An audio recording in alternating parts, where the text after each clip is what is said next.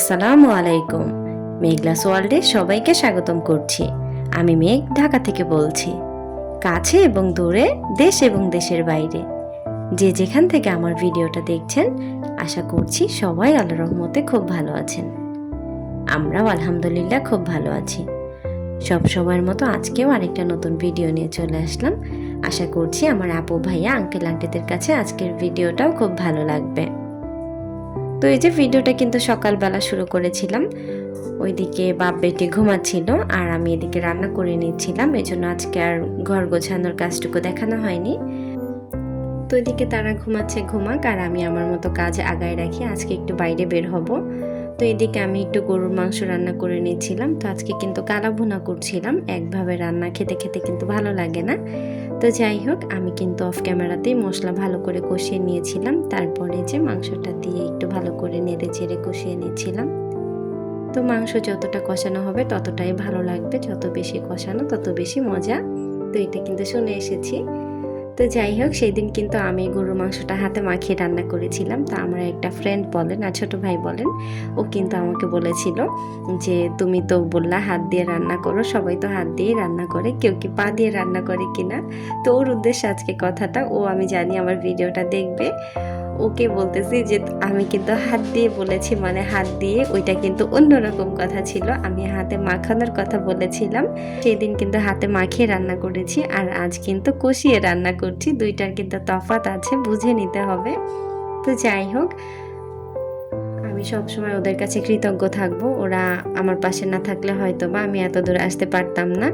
যাই হোক, আমার প্রত্যেকটা ভাইয়া, আপু, আঙ্কেল, আন্টি সবাইকে অসংখ্য ধন্যবাদ এখনো পর্যন্ত আমার পাশে থেকে যাওয়ার জন্য।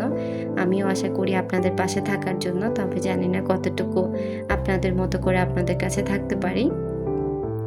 তো যাই হোক, ওইদিকে কিন্তু আমি রান্না করে নিয়েছিলাম আর এই যে খাবার খেতে বসে পড়েছি। আর এই যে দুপুরের খাবার খেতে কিন্তু বসে পড়েছি, কালা বোনা আর হচ্ছে গরম গরম ভাত জমে যায় কিন্তু দুপুরবেলা।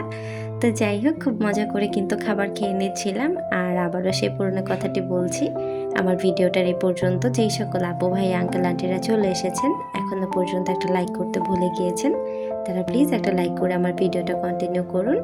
আর যারা অলরেডি কাজটি করে ফেলেছেন তাদেরকে অসংখ্য ধন্যবাদ।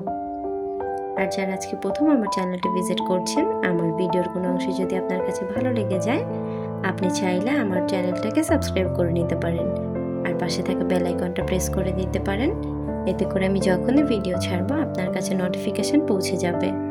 আর আপনি যদি চান, আপনার সময় এবং সুযোগ মতো আমার ভিডিওটা দেখে নিতে পারবেন। তো এই যে বলেছিলাম যে বাইরে যাব, তো আজকেও কিন্তু মুভি দেখতে যাচ্ছিলাম।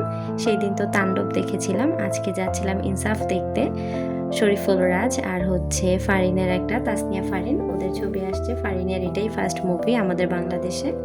তো মুভিটা দেখার জন্য গিয়েছিলাম, যে ওর অ্যাক্টিং তো আমরা নাটকে দেখেছি, তারপরে হচ্ছে ওয়েব সিরিজে দেখেছি, বাট মুভিতে তো দেখা হয়নি, এই জন্য কিন্তু চলে গিয়েছিলাম দেখার জন্য। তো সবসময় কিন্তু আমরা শ্যামলীতেই মুভি দেখি, শ্যামলী স্কোয়ারে। তবে আজকে কিন্তু যাচ্ছিলাম ধানমন্ডিতে। তো আজকে সীমান্ত হলে দেখব। তো এটা কিন্তু অনলাইনে টিকিট কেটে নিয়েছিলাম সিয়ার পাপার আমার জন্য।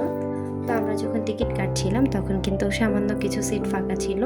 তো টিকিট কাটার পরে যখন আবার সিয়ার পাপা চেক করছিল যে দেখি আর সিট খালি আছে কিনা, তারপরে দেখলাম আধা ঘন্টার মধ্যে কিন্তু সব সিট বুক হয়ে গিয়েছিল। তো যাই হোক, আমার তো ভালোই লাগে, আমার হাজব্যান্ড মুভি দেখতে যায়, সে কিন্তু আমাকে নিয়েই যায়।